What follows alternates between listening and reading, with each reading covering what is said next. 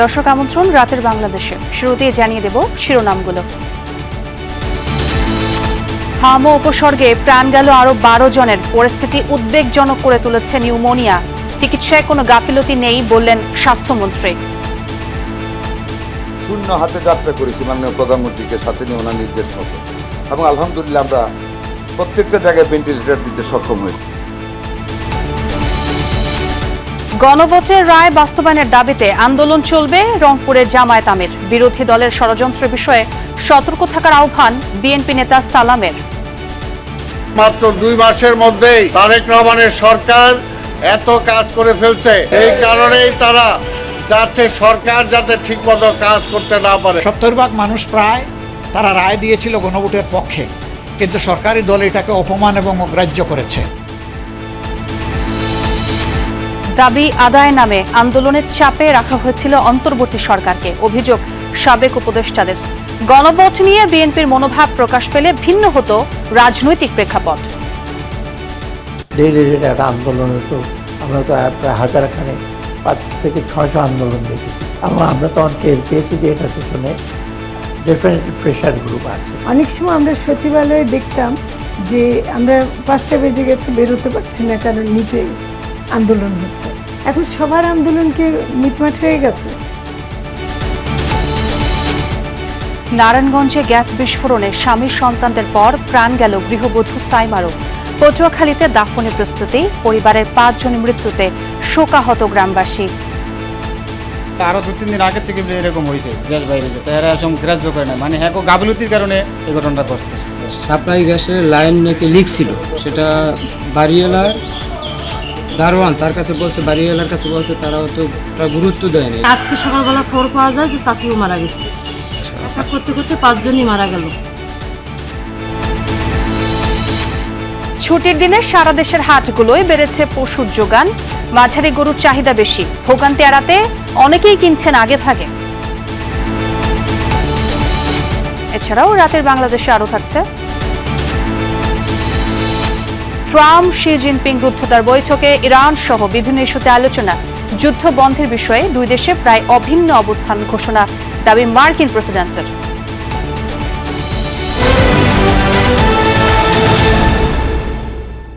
এতক্ষণ শিরোনাম দেখছিলেন, আর সঙ্গে আছে আমি ছোঁয়া খন্দকার। হামে আক্রান্তদের অনেকেই এখন আক্রান্ত হচ্ছে নিউমোনিয়ায়। টিকা না দেয়ায়, শরীরের রোগ প্রতিরোধ ক্ষমতা কম থাকায় শিশুরাই বেশি আক্রান্ত হচ্ছে নিউমোনিয়ায়। চিকিৎসকরা বলছেন পরিস্থিতি উদ্বেগজনক। আক্রান্তদের বেশিরভাগই ঢাকার বাইরের। হামো উপসর্গে 24 ঘন্টায় প্রাণ গেল আরও 12 জনের। বিকেলে মহাখালীর ডিএনসিসি কোভিড-19 হাসপাতাল পরিদর্শন করে স্বাস্থ্যমন্ত্রী জানান, হামের চিকিৎসায় সরকারের কোনো গাফিলতি নেই। একটা স্বস্তির নিঃশ্বাসের জন্য আপ্রাণ চেষ্টা। নেবুলাইজড করে বাবা মা চেষ্টা করছেন প্রাণের সন্তানের জন্য স্বস্তির প্রশ্বাসের ব্যবস্থা করবার। রাজধানীর মহাখালীর ডিএনসিসি কোভিড হাসপাতালে এখনও রোগী ভর্তির চাপ অব্যাহত। 450-র ওপর রোগী ভর্তি এই হাসপাতালে।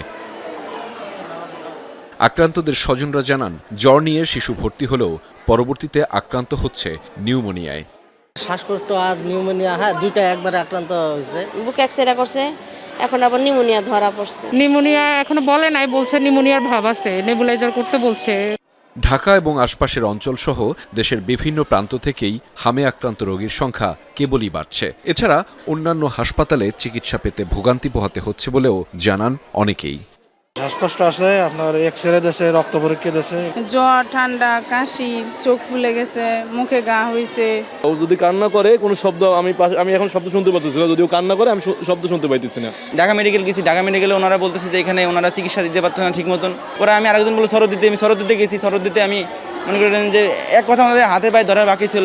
শিশুদের পাশাপাশি প্রাপ্তবয়স্করাও আক্রান্ত হচ্ছে হামে। চিকিৎসকরা বলছেন, প্রাপ্তবয়স্কদের মধ্যে যারা আক্রান্ত হচ্ছে তাদের বয়স 30 থেকে 40। ট্রিটমেন্ট চলছে, মানে পরিস্থিতি অতটা ভালো দেখতেছি না। হাম ভাইরাসের আর কি ইয়াটা ধরা খাইছে, রোগটা ধরা খাইছে। এদিকে চিকিৎসকরাও বলছেন, হামের অন্যতম জটিলতা নিউমোনিয়া। পরিস্থিতি উদ্বেগজনক, নিয়ন্ত্রণে আনতে সময় লাগবে। মিজেন্সের জটিলতায় আক্রান্ত রোগীদেরকেই ভর্তি করি। এই কারণে যারা নিউমোনিয়া বা ডায়রিয়া এসব জটিলতা যাদের আছে তারাই প্রধানত হাসপাতালে ভর্তি। এই কারণে আসলে নিউমোনিয়ার সংখ্যাটা আমরা বেশি পাচ্ছি, মানে আসলে জটিলতার মধ্যে নিউমোনিয়ার সংখ্যাটাই সবচেয়ে বেশি। বিকেলে হাসপাতালটি পরিদর্শন করেন স্বাস্থ্যমন্ত্রী। জানান, হামের চিকিৎসায় সরকারের কোনো গাফিলতি নেই। আন্তর্জাতিকভাবে স্বীকৃত এমন কোনো চিকিৎসা নেই যেটা হাম রোগীদের দেয়া হচ্ছে না বলেও জানান তিনি। যে হামের চেয়ে বেশি এখন নিউমোনিয়া চলছে। এই নিউমোনিয়াটা কিন্তু করোনার আগেও দেখা দিয়েছিল নিউমোনিয়াটা, তো পুষ্টির অভাব একটা কারণ। একটা মানে মিজেলসের ভ্যাকসিন রেখে যায় নাই, শূন্য হাতে যাত্রা করেছি মাননীয় প্রধানমন্ত্রীকে সাথে নিয়ে ওনার নির্দেশ মতো, এবং আলহামদুলিল্লাহ আমরা প্রত্যেকটা জায়গায় ভেন্টিলেটর দিতে সক্ষম হয়েছি। মন্ত্রী জানান, শিশুদের ও মায়েদের পুষ্টির অভাব রয়েছে। বেশিরভাগ শিশুর জন্ম সিজারের মাধ্যমে হওয়ায় মায়েরাও ঠিকভাবে বুকের দুধ খাওয়াতে পারছে না বলেও জানান তিনি। আহমেদ রেজা, যমুনা নিউজ, ঢাকা। যুক্তরাষ্ট্রের সঙ্গে চুক্তির বিষয়ে অন্তর্বর্তীকালীন সরকার জামায়াতের সাথে কোনো আলোচনা করেনি বলে দাবি করেছেন দলটির আমির ডাক্তার শফিকুর রহমান। বিকেলে রংপুরে দলীয় কর্মসূচিতে গিয়ে এই দাবি করেন তিনি। বলেন, তিস্তার বিনিময়ে পদ্মা ব্যারেজ প্রকল্প মেনে নেব না। তিস্তা মহাপরিকল্পনা বাস্তবায়ন হতেই হবে। গণভোটের রায় বাস্তবায়ন না হওয়া পর্যন্ত ঘরে বাইরে আন্দোলন অব্যাহত থাকবে বলেও জানান জামায়াত আমির। রংপুর মহানগর জামায়াত আয়োজিত শিল্পকলা একাডেমি মিলনায়তনের সুধী সমাবেশে যোগ দেন জামায়াত আমির ডাক্তার শফিকুর রহমান। কর্মসূচিতে যোগ দেওয়ার আগে ডাক্তার শফিকুর রহমান কথা বলেন সাংবাদিকদের সাথে। এ সময় যুক্তরাষ্ট্রের সঙ্গে চুক্তি নিয়ে বিএনপি জামায়াতের সাথে কথা হওয়ার বিষয়ে দুই উপদেষ্টার বক্তব্যে দ্বিমত পোষণ করেন জামায়াত আমির। সরকারের পক্ষ থেকে কেউ আমাদের সাথে এই বিষয় নিয়ে কোনো আলোচনা করে নাই। এখনও আমি অত্যন্ত দায়িত্ব নিয়ে বলছি, তৎকালীন সরকারের পক্ষ থেকে কোনো একজন মানুষ এই বিষয় নিয়ে আমাদের সাথে একটা শব্দ উচ্চারণ করে। ডাক্তার শফিকুর রহমান বলেন, সরকার গণভোটের রায় নিয়ে বাহানা করছে, যা কাম্য নয়।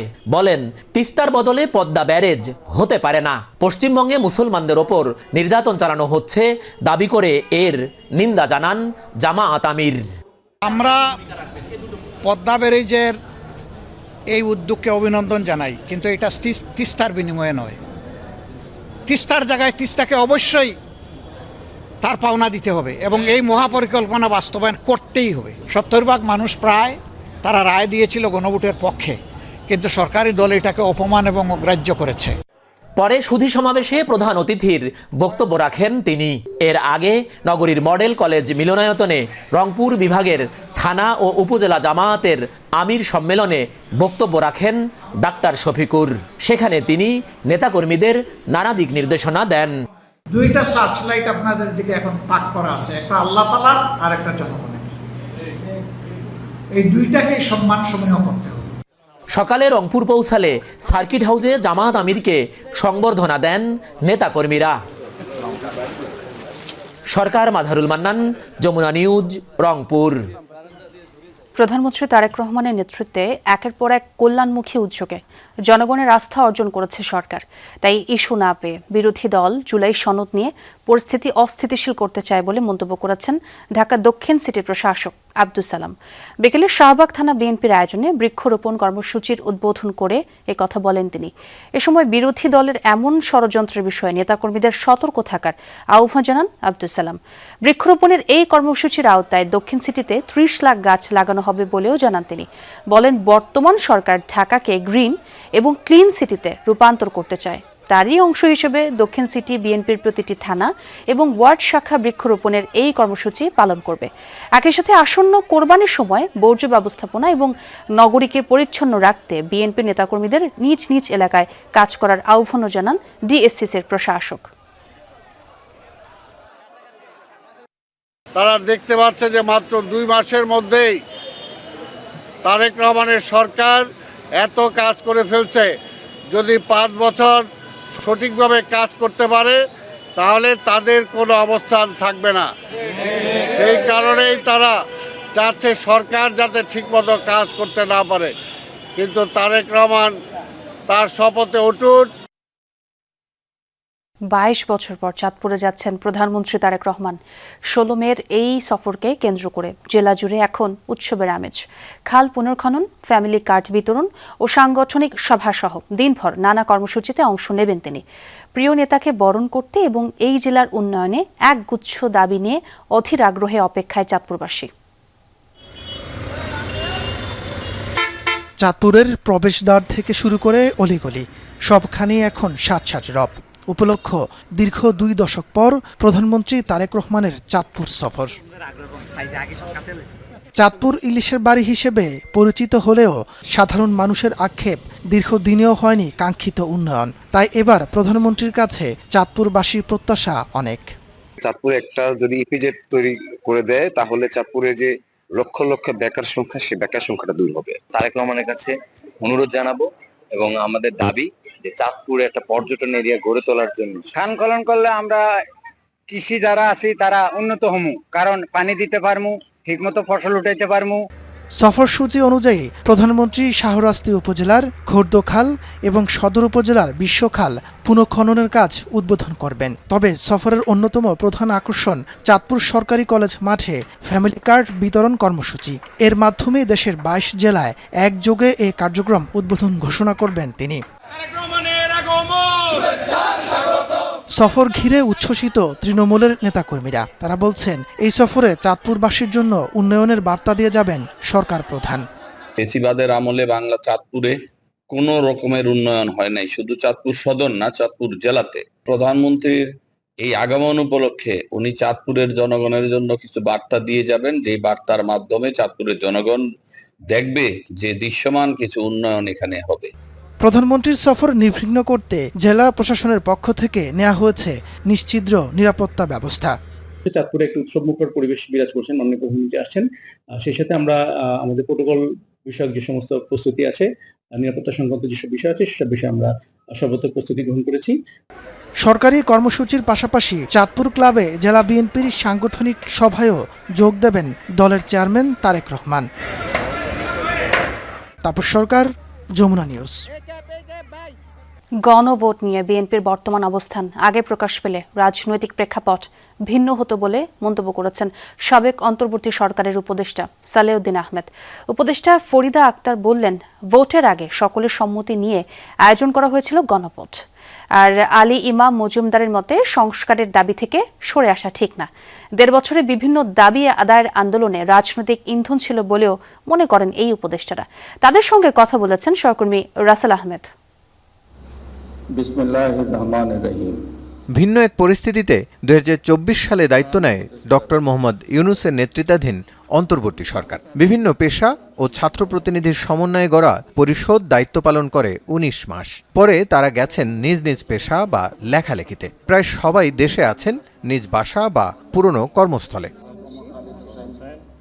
জুলাই অভ্যুত্থানের পর নির্বাচন, বিচার ও সংস্কারের দাবি ছিল ছাত্র জনতার। ওই দায়িত্ব কতটা পালন করতে পেরেছে অন্তর্বর্তী সরকার? সাবেক 3 উপদেষ্টার মতে শুরু থেকেই দাবি আদায়ের আন্দোলনের নামে চাপে রাখা হয় অন্তর্বর্তী সরকারকে। জামাতে বলছে আপনারা দিয়ে দেন, অ্যাটলিস্ট রোজার পরে দিয়ে দেন, কিন্তু বিএনপিতে বলছে ডিসেম্বরে দিয়ে দেন স্ট্রংলি, এবং তারা বলছে আমরা আন্দোলন করব। এবং আমরা টের পাচ্ছিলাম যে ওরা প্রেশার ক্রিয়েট করবে এবং নানা রকম অস্থিরতা দেখছেন। ওইটা যে ডেইলি রেট একটা আন্দোলন হতো, আমরা তো প্রায় 5 থেকে 600 আন্দোলন দেখেছি, এবং আমরা তখন টের পেয়েছি যে এটার পেছনে ডেফিনেটলি প্রেশার গ্রুপ আছে।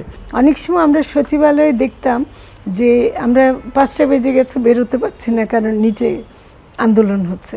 এখন সবার আন্দোলনকে মিটমাট হয়ে গেছে, তো ওইটা যে একটা চাপে রেখেছে অন্তর্বর্তী সরকারকে। আমরা 25-এরও মাঝামাঝি সময় এসে যে খুব আরামে কাজ করতে পেরেছে তা কিন্তু না। তো সেই অর্থে আমাদের কাজ করার সময়টাও খুব বেশি ছিল না। গভর্নেন্স ভেঙে পড়েছিল, সচিবদের বেশ কিছু পালিয়ে বেড়াচ্ছিল, কিছু পালিয়েও গেছে দেশ থেকে। ঠিক তেমনভাবে আপনার বাংলাদেশ ব্যাংকে গভর্নর পালিয়ে গেছিলো। তো গোটা স্ট্রাকচারটাকে দাঁড় করে এটা ইয়ে করাটা খুব সোজা জিনিস ছিল না, ভুলভ্রান্তিও ছিল, সমস্ত কিছু ছিল। তার মধ্যে থেকে কিন্তু আমরা চেষ্টা করেছি, যতটা সম্ভব ডেলিভার করেছি। জুলাই সনদ হলেও এখনও গণভোট নিয়ে বিপরীত অবস্থানে সরকার ও বিরোধী দল। সংস্কারের নামে নির্বাচন ঠেকানোর শঙ্কা করেছিলেন বলে সংসদে জানিয়েছিলেন স্বরাষ্ট্রমন্ত্রী। তবে কি আরও দীর্ঘ সময় থাকতে চেয়েছিল অন্তর্বর্তী সরকার? নির্বাচন না দেওয়ার কোনো সুযোগ ছিল না এবং কোনো পরিকল্পনাও ছিল না। এখানে কেন যে ওনারা এখন এটাকে অজুহাত হিসেবে, আমি বলবো যে এটাকে অজুহাত হিসেবে নিচ্ছেন, প্রতিশ্রুতি ভাঙছেন কেন, এটা আপনাদের কাছে উত্তর দিতে হবে না? এই কথাটা তো খুব দায়িত্বশীল গণমুখী কথা হতে পারে না। আমার ধারণা যতটুকু সম্ভব তারা ঐক্যমত্যে পৌঁছাতে চেষ্টা করবে এবং তারা কোথাও না কোথাও একটা জায়গাতে পৌঁছাতে পারবে আর কি। গণভোটটা যে হয়েছে, যে জুলাই সনদ যেটাকে বলা হয়, সেই জুলাই সনদের মধ্যেও কিন্তু তাদের কতগুলি ক্ষেত্রে তাদের ভিন্ন মত ছিল। আমরা যদি টের পেতাম বা ছাত্র যদি টের পেত যে এটা সনদ হবে টবে না, যে প্রায় দিনের পর দিন মিটিং করলো, এগুলো সব লোক দেখানো মিটিং যদি মনে করতো, তখন তো সিনারিও অন্যরকম হতো। বিদায়ের দুদিন আগে মার্কিন বাণিজ্য চুক্তি প্রসঙ্গে ফরিদা আক্তার বলেন, এটি হওয়ারই ছিল। চুক্তির সময় নির্ধারণেও হাত ছিল না সরকারের। উচ্চ ট্যারিফ থেকে বাংলাদেশের রপ্তানি বাঁচাতে ওই সিদ্ধান্ত নিয়েছিল ইউনূস সরকার। অন্য সব কিছু বাতিল করলো, আপনার এই চুক্তিটা তো বাতিল করছে না। বিরোধী দলও বলছে বাস্তবতার নিরিখে এটাকে দেখতে হবে। কিসের বাস্তবতা? প্রেক্ষাপট বদল হওয়ায় রাজনৈতিক সরকার চুক্তি বাতিল করতে পারে বলে মন্তব্য করেন সাবেক উপদেষ্টা। অনেকে বলতে আপনারা 5 বছর থাকেন না। রাসেল আহমেদ, যমুনা নিউজ, ঢাকা। নারায়ণগঞ্জের ফতুল্লায় গ্যাস বিস্ফোরণে দগ্ধ একই পরিবারের 5 জনের কেউ আর বেঁচে নেই। স্বামী সন্তানদের পর মারা গেছেন গৃহবধূ সাইমাও। সকালে জাতীয় বার্ন ইনস্টিটিউটে চিকিৎসাধীন অবস্থায় মৃত্যু হয় তার। 3 সন্তানের সাথে সাইমার মরদেহ আজই নেওয়া হবে গ্রামের বাড়িতে। সেখানে স্বামী কালামের পাশেই সমাহিত করা হবে সাইমা ও 3 সন্তানদের। কথা ছিল ঈদে ফিরবেন সপরিবারে। কালাম গ্রামে এলেন ঠিকই, কিন্তু নিথর দেহে। পটুয়াখালীর বাউফল উপজেলার উত্তর কনকদে গ্রাম, এখানেই জন্মেছিলেন মোহাম্মদ কালাম। একমাত্র সন্তান, 2 দশক আগে হারিয়েছেন বাবা মাকে। জীবিকার তাগিদে থিতু হন নারায়ণগঞ্জের ফতুল্লায়। স্ত্রী এবং 3 সন্তান নিয়ে ছিল সবজি বিক্রেতা কালামের সংসার। গত 10 মে বাসায় গ্যাস লাইনে লিকেজ থেকে বিস্ফোরণে দগ্ধের পর একে একে মারা যান সবাই। নিয়ে এসে দাফন করা হয়েছে। তারপরে আমরা রওনা দেওয়া ধরছি, শুনছি যে রাত্রে আবার মেয়ে মারা গেছে ছোটটা। তারপরে আবার সকালবেলা আবার শুনি যে ছেলে মারা গেছে। তারপরে দুপুরের দিকে শুনি যে নিজের মেয়েটা মারা গেছে। তারপরে আবার তারপরের দিন সকালবেলা, মানে আজকে সকালবেলা খবর পাওয়া যায় যে চাচিও মারা গেছে। একজন লোক না, একজন থাকলো কালামের নামটা অন্তপক্ষে থাকতো এই ইতে, কালামের ছেলে বা কালামের মেয়ে আছে, কিন্তু 5 জন লোক মারা গেছে, কেউই নাই। কালাম ও তার পরিবারের এমন মৃত্যুর পর বিষাদের ছায়া গ্রাম জুড়ে। সবার মনে প্রশ্ন, এই মৃত্যুর দায় কার? তারা তো সারা রাত্র গ্যাস জ্বালিয়ে রাখছে, গ্যাসে তামান ঘর হইয়া ছিল। সকাল উঠে বেড়া যায় মালানে কাঁচা তরকারি বিক্রি করে, তো মালান তো সকালে উঠছে, উঠে ম্যাচ জ্বালছে, সিগারেট খায়। জ্বালার পরে এই ব্রাস্ট হয়ে গেছে। গ্যাস লুজ বলছে আরো 15-20 দিন আগে থেকে, বলার পরেও বাড়িওয়ালা ঠিক মতো করে নাই, না করার কারণে এই 5 জন লোক নিহত হয়েছে। সোমবার রাতে জানাজা শেষে বাড়ির পাশে কবরস্থানে দাফন করা হয় কালামের মরদেহ। একটি সামাজিক সংগঠনের সহায়তায় স্ত্রী ও 3 সন্তানের মরদেহ বাড়িতে নেয়ার ব্যবস্থা হয়েছে। রাহিম সারোয়ার, যমুনা নিউজ। ঈদুল আজহার সামনে রেখে দেশের বিভিন্ন জেলার স্থায়ী অস্থায়ী হাটগুলোতে গবাদি পশুর যোগান বেড়েছে। সাপ্তাহিক ছুটির দিনে ভিড় জমান ব্যাপারী ও ক্রেতারা।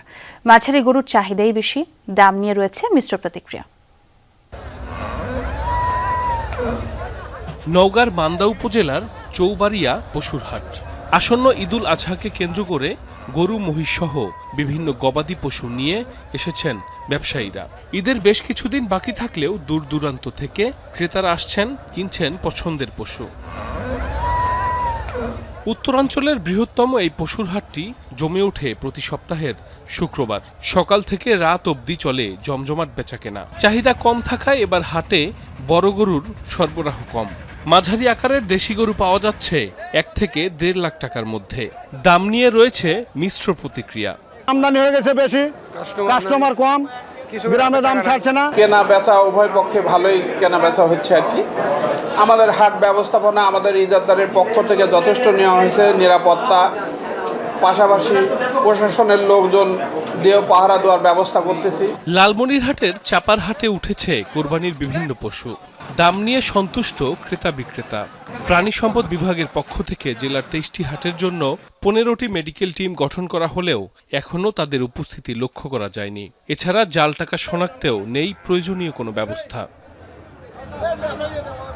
কুষ্টিয়া ও জামালপুরেও জমে উঠছে কোরবানির পশুর হাট। দাম নিয়ে ক্রেতাদের অভিযোগ থাকলেও বিক্রেতারা দিচ্ছেন পশু খাদ্যের দাম বৃদ্ধি সহ নানা অজুহাত। রিটেল যারা তারা মানে গরু মনে হচ্ছে তাদের কাছে কম হয়ে যাচ্ছে, আমাদের যারা কিনতে আসে তাদের কাছে বেশি হয়ে যাচ্ছে। গরু ভালো আছে, মানুষের নিরাপত্তা আছে, আইন শৃঙ্খলা রক্ষার বাহিনী ভালো অবস্থানে আছে। সাইফ আহমেদ, যমুনা নিউজ। নেত্রকোনার কলমাকান্দা গরজবা হাওরে ফসল রক্ষা বাঁধ ভেঙে এখনও ঢলের পানি ঢুকছে। নতুন করে প্লাবিত হয়েছে বড়কাপন ও পোগলা ইউনিয়নের মেদাবিল ও সুনেই সহ কয়েকটি হাওর। পানি উন্নয়ন বোর্ডের নির্বাহী প্রকৌশলী সাখাওয়াত হোসেন জানান, বড় ফসল কাটা প্রায় শেষ পর্যায়ে থাকায় বাঁধটি ভেঙে গেলেও তেমন ক্ষতি হবে না কৃষকের। তবে হাওরের উঁচু এলাকাতে কিছু ফসল থাকায় তা দ্রুত কাটার পরামর্শ দেওয়া হয়েছে। গতকাল বিকেলে বড়কাপন ইউনিয়নের কেশবপুর এলাকার কামাউড়া সুইচ গেটের পাশে বাঁধটি ভেঙে যায়। পানি বাড়তেছে, 2 দিনের বৃষ্টিতে পাহাড়ি ঢলে একবারে ফসল সব ডুবে গেছে, নষ্ট হয়ে গেছে। তেলেঙ্গা আছে, মেদি, ডুডুবা, হাতুরিয়া, তেলেঙ্গা ডুবে গেছে। সরকার ব্যবস্থাকে জবাবদিহিতার মধ্যে আনতে কাজ করছে বর্তমান সরকার, এই কথা জানিয়েছেন প্রাথমিক ও গণশিক্ষা প্রতিমন্ত্রী ববি হাজ্জাজ। বিকেলে মোহাম্মদপুরে আয়োজিত এক উন্মুক্ত টাউন হল আলোচনায় একথা বলেন তিনি। সভায় আইন শৃঙ্খলা বাহিনীর কর্মকর্তারা সহ উপস্থিত ছিলেন নানা সেবাদানকারী সংস্থার দায়িত্বশীলরা। মোহাম্মদপুর, আদাবর, ঢাকা উদ্যান সহ এই অঞ্চলের বাসিন্দারাও সেখানে সরাসরি এলাকার সমস্যার কথা তুলে ধরেন। সমাধানের আশ্বাস দেন প্রশাসন ও সেবাদানকারী সংস্থাগুলোর দায়িত্বশীলরা।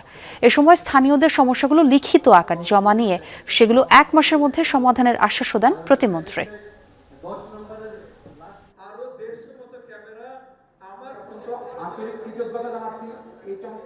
জবাবদিহিতার অধীনে আমরা পুরো সরকার ব্যবস্থা নিয়ে এসেছি।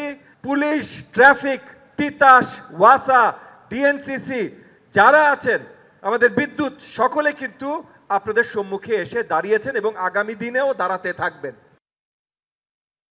সিলেটের বিছানাকান্দি পর্যটন এলাকায় ঘুরতে গিয়ে জলাশয়ে গোসলে নেমে এক শিক্ষার্থীর মৃত্যু হয়েছে। বিকেল 4টার দিকে ভারত বাংলাদেশ সীমান্তবর্তী এলাকায় এই ঘটনা ঘটে। পুলিশ জানায়, বিছানাকান্দি পর্যটন এলাকার একটি জলাশয়ে গোসলে নেমে ডুবে যায় শাহজালাল বিজ্ঞান ও প্রযুক্তি বিশ্ববিদ্যালয়ের শিক্ষার্থী শান্ত বণিক। খবর পেয়ে ফায়ার সার্ভিসের ডুবুরি দল তাকে উদ্ধারে অভিযান শুরু করে। পরে রাত 9:30টার দিকে শান্তর মরদেহ উদ্ধার করে ফায়ার সার্ভিস। শান্ত সাবিপ্রবি পেট্রোলিয়াম অ্যান্ড মাইনিং ইঞ্জিনিয়ারিং বিভাগের 2023-24 শিক্ষাবর্ষের শিক্ষার্থী ছিলেন। জাতীয়তাবাদী হতে হলে সরকারকে আগের সীমান্তের বাসিন্দাদের রক্ষা করতে হবে, এমনটাই মন্তব্য করেছেন জাতীয় নাগরিক পার্টির মুখ্য সমন্বয়ক নাসির উদ্দিন পাটোয়ারি। দুপুরে জুমার নামাজের পর শরীফ ওসমান হাদির কবর জিয়ারত শেষে তিনি এ কথা জানান। এ সময় সার্বভৌমত্ব রক্ষায় শেষ পর্যন্ত লড়াই চালিয়ে যাওয়ার ঘোষণা দেন নাসির উদ্দিন পাটোয়ারি। সীমান্তে বাংলাদেশি হত্যা বন্ধে সরকারকে আরও কঠোর হওয়ার আহ্বান জানান তিনি। গরু চোরা চালানের সাথে বাংলাদেশিরা নন, বরং ভারতীয় বাহিনী জড়িত বলেও মন্তব্য করেন নাসির উদ্দিন পাটোয়ারি। এ সময় মাদক চোরাচালান বন্ধে প্রশাসনের সদিচ্ছা নিয়ে প্রশ্ন তোলেন তিনি। এদিকে ইনকিলাব মঞ্চের জাবের হোসেনের অভিযোগ, বিএসএফ আন্তর্জাতিক আইনের তোয়াক্কা করছে না। জনগণ হ্যাঁ বলে ভোট দিয়েছে এবং বাংলাদেশে কোনো সংস্কার আপনি বাস্তবায়ন করছেন না। আমরা যখন এগুলো দেখি তখন আমরা তাদেরকে বলি ভুয়া জাতীয়তাবাদী। জাতীয়তাবাদী হতে হয় তাহলে প্রথমে আপনাদেরকে বাংলাদেশের মানুষের পক্ষে দাঁড়িয়ে সীমান্তের মানুষদেরকে আপনাদেরকে রক্ষা করতে হবে। ম্যাঙ্গো ক্যালেন্ডার অনুযায়ী গুটি আম নামানোর মাধ্যমে রাজশাহীতে আনুষ্ঠানিকভাবে এই ফলের মৌসুম শুরু হলো। সকাল থেকে জেলার বিভিন্ন স্থানে চাষিরা গুটি আম গাছ থেকে নামিয়ে হাটে বিক্রি শুরু করেছেন। প্রকারভেদে এই আম বিক্রি হচ্ছে মন প্রতি 800 থেকে 1300 টাকা পর্যন্ত। এবার আমের ভালো ফলন হওয়ায় দাম নিয়ে আশাবাদী আম চাষি ও ব্যবসায়ীরা। তবে তারা বলছেন, নামানো শুরু হলেও হাট জমতে শুরু করবে দিন 10 পর থেকে। মৌসুমের শুরুতে গুটি আমের সরবরাহ শুরু হয়েছে রাজশাহীর বানেশ্বর হাটে। প্রথম দিন প্রকারভেদে মনপ্রতি গুটি আম বিক্রি হচ্ছে 800 থেকে 1300 টাকা পর্যন্ত। আমের এই দাম নিয়ে খুশি আম চাষিরা। আজকে আম ভাঙছি আপনার আচারের আম ভাঙছি আর গুটি আম ভাঙছি। গুটি আমের বাজার হচ্ছে আপনার 1000 থেকে 1100 টাকা, ভালো একটু যদি হয় তাহলে 1200-1300 টাকা। বছরের প্রথম আম ভাঙছে, নিজের আম নিজে একটু ভালো লাগবে। আঁঠি আম, এই ডাব্বা যে আঁঠি পাইকে গেছে আর অল্প দিনের মধ্যে হাতে বেশি ফেলা দিতে হবে। ম্যাঙ্গো ক্যালেন্ডার অনুযায়ী গুটি দিয়ে শুরু হওয়া এই আমের বাজার জুলাই পর্যন্ত জমজমাট থাকবে। প্রকারভেদে একে একে বাগান থেকে বাজারে আসবে বিভিন্ন প্রজাতির আম। সেই হিসেবে দিন দশেক পর থেকে আমের বাজার পুরো দমে জমবে। এবার আমের ভালো ফলন হওয়ায় দাম নিয়ে আশাবাদী আম চাষি ও ব্যবসায়ীরা। গুটি ভালো মানের গুটি আপনার 1000, 1100, 800, 900 মানে আম বোঝা আমার যখন লক্ষণ কাম শুরু হবে তখন বাজার আমদানি বেশি হবে। 22 তারিখ থেকে আমদানি হবে। আম পাকছে, আপনার পাকে যাবে, আমদানি বেশি হবে। এখন 200-100 গাড়ি সবসময় আমদানি হবে। এদিকে নির্ধারিত সময়ের আগেই বাজারে কিছু গোপালভোগ আমের দেখা মিলতে শুরু করেছে। বর্তমানে যে কিছু রাজশাহী শহরের আপনার হলো গোপাল আসছে, তা গোপালটা আপনার হলো 1600 থেকে 1800 টাকা দাম। গোপাল তো নামানোর সময় সরকারি কিছু আম পাকছে আবার। তবে নির্ধারিত সময়ের আগে গাছ থেকে আম নামিয়ে বাজারজাত করলে সংশ্লিষ্টদের বিরুদ্ধে আইনগত ব্যবস্থা নেওয়া হবে বলে সতর্ক করেছে প্রশাসন। রাজশাহী জেলায় এবছর আমবাগান রয়েছে 19,062 হেক্টর জমিতে। এতে 780 কোটি টাকার প্রায় 2,43,993 মেট্রিক টন আম উৎপাদনের লক্ষ্যমাত্রা ধরা হয়েছে। শামস তাবরিজ উচ্ছ্বাস, যমুনা নিউজ। বাংলাদেশ পাকিস্তান টেস্ট সিরিজের খবর এবার। হোয়াইট ওয়াশ করা আর সিরিজ বাঁচানো এমন ভিন্ন লক্ষ্য নিয়ে দ্বিতীয় ম্যাচে আজ সিলেটে আবারও মুখোমুখি হবে দুই দল। ম্যাচটি শুরু হবে শনিবার সকাল 10টায়। তবে এই ম্যাচে বাগড়া দিতে পারে বৃষ্টি বলছে আবহাওয়া পূর্বাভাস। ম্যাচের আগের দিন বৃষ্টির বাধায় অনুশীলন করতে পারেনি বাংলাদেশ দল। তবে দল আছে ফুরফুরে মেজাজে। ঢাকা টেস্ট জিতে সিরিজে 1-0 এগিয়ে আছে বাংলাদেশ। ইনজুরির কারণে একাদশ থেকে ছিটকে গেছে ওপেনার সাদমান ইসলাম। তার জায়গা নেবেন তানজিদ তামিম। আরেক ওপেনার মাহমুদুল জয়ও জায়গা হারাতে পারেন ফর্মহীনতায়। সেই সাথে ওয়ার্কলোড কমাতে পেস বিভাগেও আসতে পারে পরিবর্তন। এদিকে পাকিস্তান একাদশেও আসবে পরিবর্তন। বাবর আজম ফিরবেন একাদশে। বোলিং ডিপার্টমেন্টেও আসতে পারে বদল।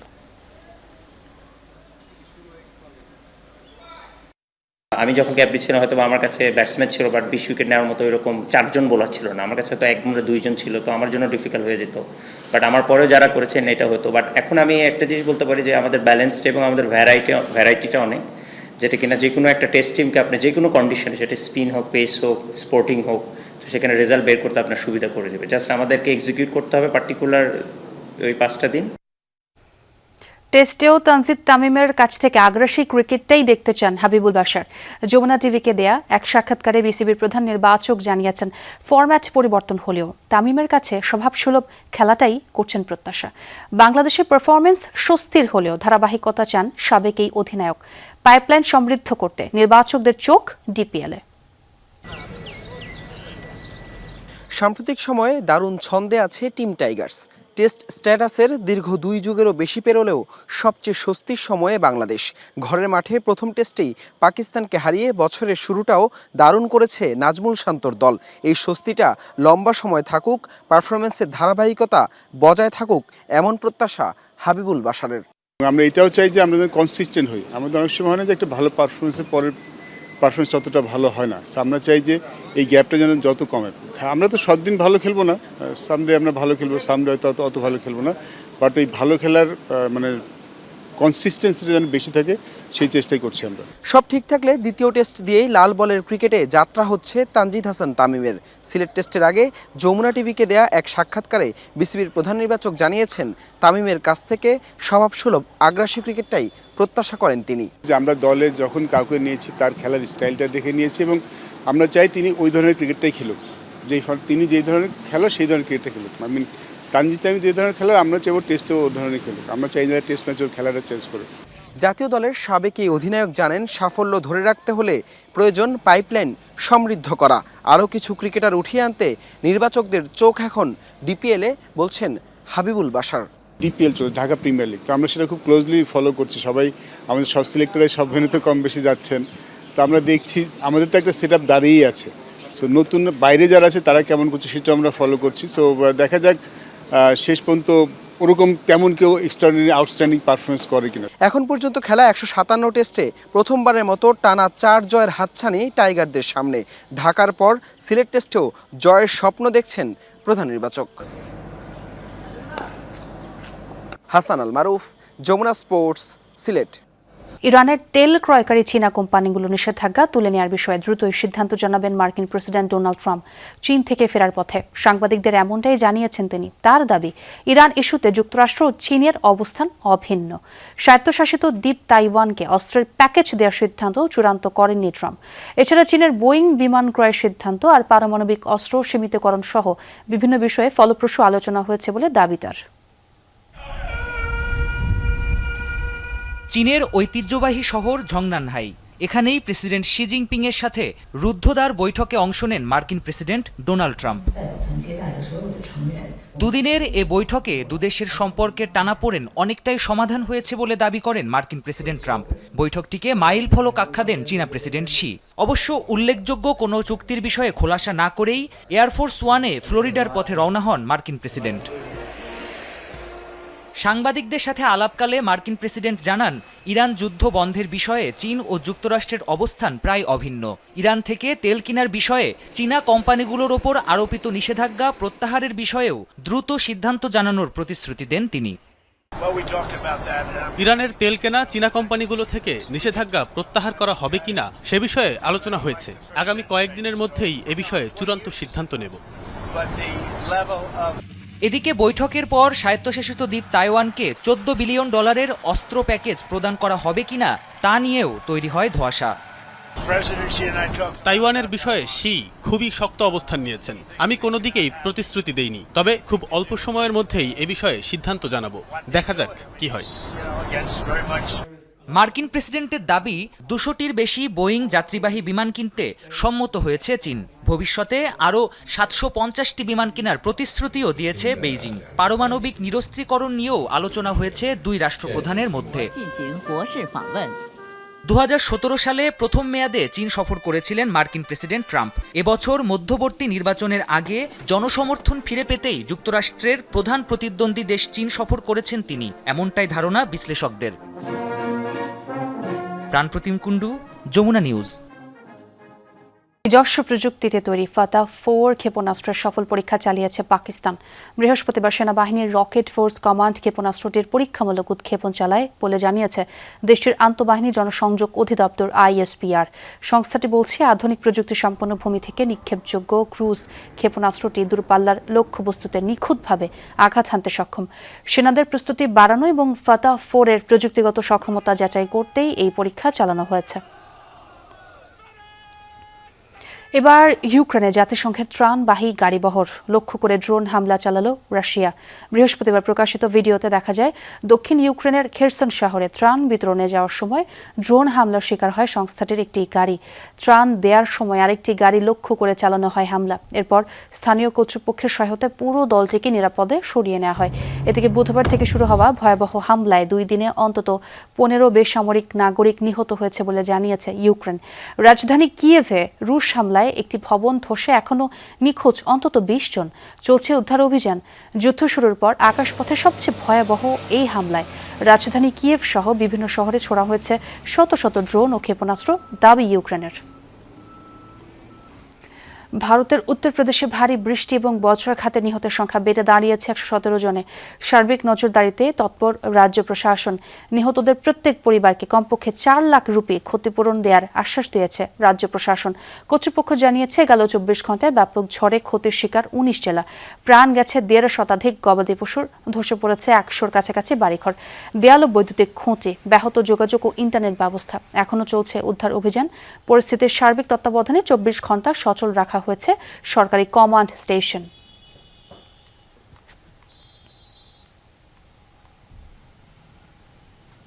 দর্শক, এই ছিল রাতের বাংলাদেশে। এতক্ষণ যারা সঙ্গে ছিলেন সবাইকে ধন্যবাদ।